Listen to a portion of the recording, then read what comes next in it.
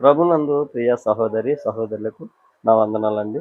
నేను కాపారం జంక్షన్ కాడ ఒక ఇద్దరిని చూశానండి. వారు దేవుని వాక్యాన్ని చేతిన పట్టుకుని ఫ్లెక్సీలండి అయి. చేతిన పట్టుకుని అలా తల మీద ఎట్టుకొని దేవుని వాక్యాన్ని చూపిస్తున్నారు. చూపించేవారు మరి సామాన్యులైతే కాదండి. వారు కూడా జాబ్ చేసుకునేవారే. నిజంగా ఫ్లైఓవర్ కాడ అనేక మంది ఎళ్తారు, అనేక మంది వస్తారు. మరి సిగ్గుపడకోకుండా నిజంగా తల మీద ఎట్టుకొని చేతులతో మరి భుజాల మీద ఎట్టుకొని ఎంత చక్కగా సువార్త చేస్తున్నారండి.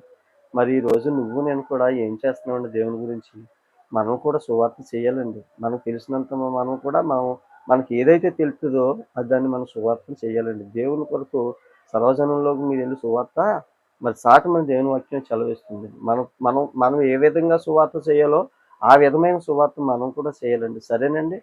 మనం అందరం కూడా మరి దేవుని కొరకు మనం వాడబడాలండి. ఏదోటి దేవుని కొరకు చేయాలండి. మరి ఆ బిడ్డలు ఎంతో ఉద్యోగం చేస్తూ కూడా మళ్ళీ వారి ఉద్యోగం అయిపోయాకొచ్చి మరి ఆ ఫ్లెక్సీలు పెట్టుకొని అనేక మందికి దేవుని వాక్యం చూపిస్తున్నారండి. మనం కూడా దేవుని వాక్యంలో బలపడి మనం కూడా దేవుని వాక్యం కొరకు మరి పని చేయాలండి. మనం కూడా పని చేయాలి. మరి కోతంతో విస్తారంగా ఉంది.